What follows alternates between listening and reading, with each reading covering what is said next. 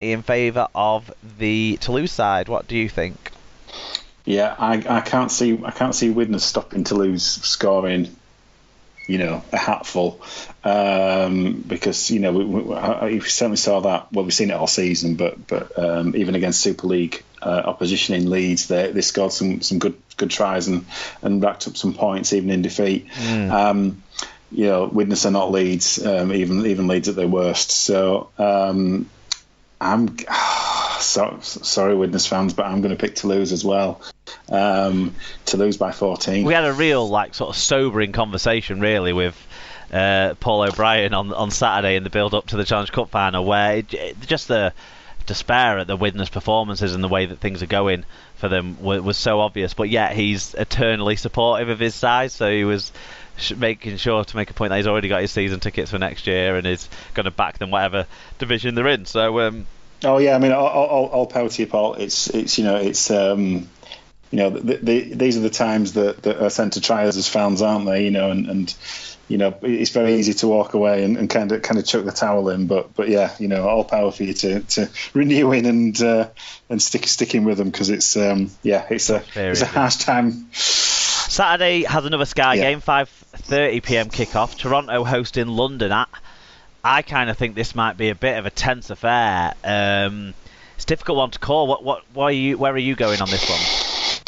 It's kind of, you think that the winner, assuming there is a winner, is kind of almost the best placed championship team, aren't they, to kind of make a push to go up. Yeah. And the fact it's in Toronto, I can't see them losing 2 games on the trot. I think obviously, London are used to that kind of surface. Obviously, they taught them a bit of a lesson over in London, didn't they, very early on? But I think we're in a different position now. I can't see Toronto letting it slip ultimately. I think Toronto, it'll be a high scorer, but Toronto by 10. I think it'll be a low scorer, but I've got Toronto as well. I've gone 14 points to 10. I think it's going to be a low scorer, but I think Toronto will just grit this one out, and they'll need to show that they can do that, I think, for the sort of rest of this, because there's going to be tense games ahead, and I think they need to show that they can grit a game out, because they haven't quite done that yet. I don't feel like. No, they haven't had to. So not really, other than the Summer Bash, maybe. Yeah, they haven't really had to, have they? Maybe. Okay, final game then of the qualifier, Sunday 3 p.m. It's Halifax versus Salford. I've got Salford winning relatively comfortably, just because I think they're clicking really at the moment in attack, so they'll put some points on. No disrespect to Halifax, but they're the part-time team in this equation. So I'm going to go 30 points to 10 to the visiting Salford Red Devils. What do you say? Yep, Salford have probably been the class of this 8 teams so far, which is, to their credit that they managed to turn themselves around. So I don't see that change, and I see Salford going 3 out of 3 and looking in really good shape. So Salford by 24. So when we put the piece up on Love Rugby League this week, it's going to be really exciting. There's only one game where we've gone different. Somebody will have to, that's journalism for you. You'll have to, they'll have to work hard to make it more interesting.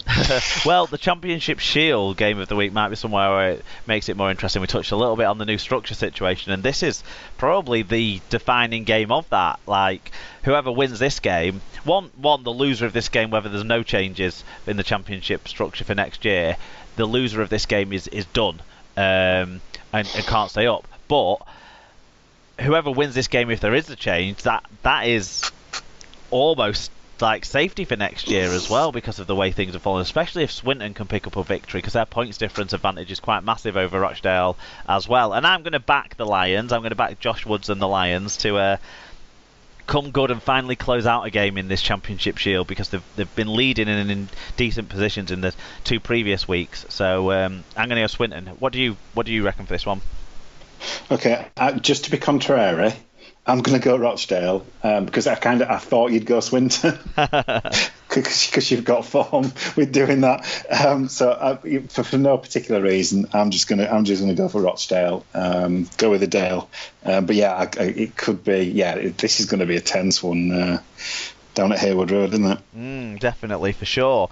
Okay, into League One then, where you'll have a bit of expertise because you'll have seen a few games now involving these teams. But it's Workington versus York. Workington, who are the victors of your Bradford Bulls, they're in third place in the table, and York are in first place in the table. So it's quite interesting matchup, really. This one. Where do you see it going? As I said, if Workington could do us a solid and turn York over, that would be much appreciated. And that's kind of colouring my judgment a little bit. See, Workington shouldn't really have had a chance against us twice, but they did, and it's always tricky going up there. But I just think York have got momentum. I think this is probably their trickiest game that's left, I would say. Do they have Doncaster to play yet? Because Doncaster are in form as well. I'm not sure if they have them a second time though or not. If they've played them already, I can't remember. I can't. No, I've lost. I've lost the fixture list.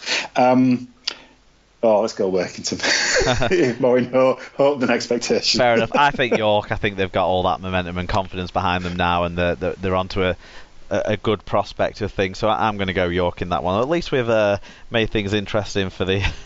You're probably right about York, but hope springs eternal. Yeah, there we go. Okay. NRL Brick Picks, it's round 25 of the regular season. Rabbitohs versus West Tigers Thursday morning 10:50am. Warriors versus Raiders Friday at 9am, and Knights versus Dragons Saturday at 6am. I don't know if they're on Sky. I haven't checked, sorry. So check yourself. Check your local listings. Yeah. Okay, brilliant. That is all of it. Everything looked back over and looked forward to. We're now just got a quiz to come in the SLP wrap up. Okay.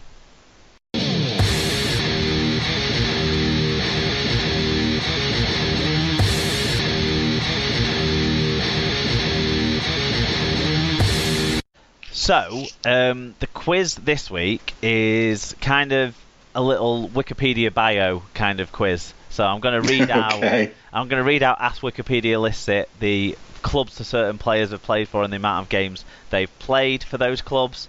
The names of the clubs might give a clue to some of the eras that some of these players played within. And all you've got to do is guess the player who I'm talking about. There's 5 players to guess from. The final thing you'll need to guess as well is what links all of these men. So okay. So we're going to start with. Go on. Is that it? So is there a theme running through this, or is it? Yeah, there's something that links the 5 names that you're going to guess for us. Okay. Right, go on, shoot. So the first player played for Bradford Northern, made 126 appearances, then went on to play for Wigan, where he made 202 appearances. Played for the Balmain Tigers, making 8 appearances in the Western Suburbs, making 13 appearances during the same time he was playing for Wigan. He then moved to the Leeds side. He played 114 appearances for Leeds, and then finished his career back with Balmain, where he made another 26 appearances. I'm just giving a dramatic pause so that everybody else can think about it, because I knew it as soon as you mentioned Northern and then to Wigan. It's Mr. Ellery Hanley. It is the great one himself. I was trying to make it slightly easier. I got a lot of flack for it being an impossible quiz last week. But if you listen to my quiz and then listen to the 6 till 8 debate with Ollie Holmes and Jai Hitchcock, because a couple of questions in their quiz that they do I'd given you a helping hand, let's say, on those. Okay. The second one, this player played 24 times for Wakefield Trinity, then played 147 times for Wigan, then played 100 times for the Bradford Bulls, and then finally 63 games for Harlequins Rugby League.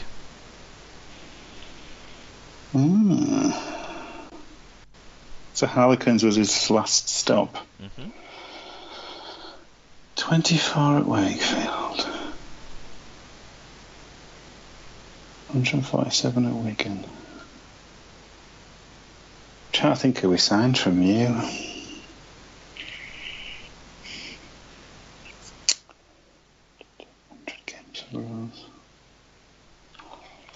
I'm also trying to think when Harlequins were still in existence. So there's a little bit of a red herring around that, though, because he didn't move straight from Bradford to Harlequins, but his rugby league career took that journey. There's your clue, because it's nice to drop a clue in if you haven't got it already. I'm sure there's people at home listening, or in the cars listening, who've got this answer. Well, they're doing better than I am. Wakefield to Wigan. Oh, it's Henry Paul. Yes. Is it? It is Henry Paul. Well done. Via Gloucester. Okay. There we go. The next one played 12 times for Wigan before playing 9 times for Widnes Vikings. He then played 265 times for St Helens before finally playing 22 games for Hull FC.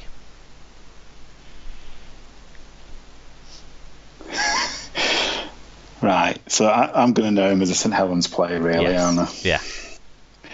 And then he finished his career at Hull FC. There's no clues in the names there for me, which doesn't help. 265 games for St Helens. God, that's quite a lot. That's like 8 seasons or so, isn't it? More. More than that. It depends on your injury record, I guess. 12 seasons he played at St Helens. 12. Jesus. Okay. He finished at Hull FC. Oh, God. Who finished at Hull FC and played at Saints?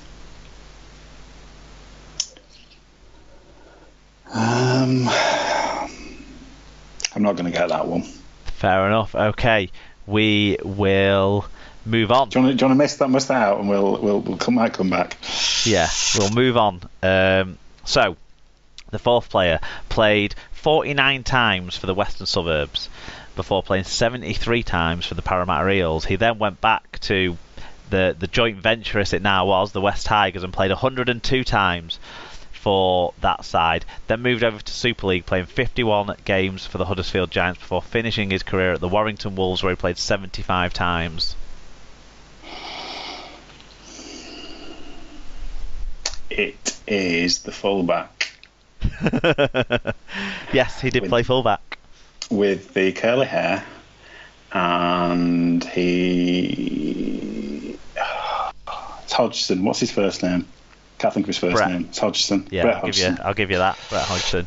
Okay, finally, this player played 25 times for the Catalan Dragons, then played 9 times for Toulouse, 18 times for Avignon, went to the Cronulla Sharks but didn't make a first grade appearance, played 2 times for the London Broncos before returning to play for Avignon 15 times, and then finally back to where he started, the Catalan Dragons, where he's made 88 appearances. Oh, God. 2 games at London, 25 at Catalan, then he did a tour of France and then back to Catalan. 88 games.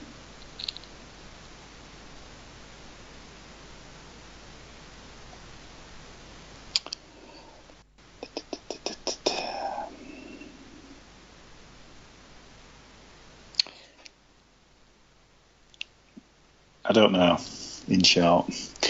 You weren't paying attention to Saturday's broadcast when you watched it back then? I forwarded through most of it. I just went to the action. It was late when I was watching it. He's still playing for Catalan now, if that helps. I'm going because this is a guess based on the other answers. I'm going to say it's Tony Gigo. It is Tony Gigo. Based on the fact that I think you're talking about Lance Todd Trophy winners. That is the connection. Now, can you go back in your mind and think who the third player was? Can I get a supplementary clue about who he won the Lance Todd Trophy for? The Presume it was supplementary sent- clue is he's won the Lance Todd Trophy more than any other player.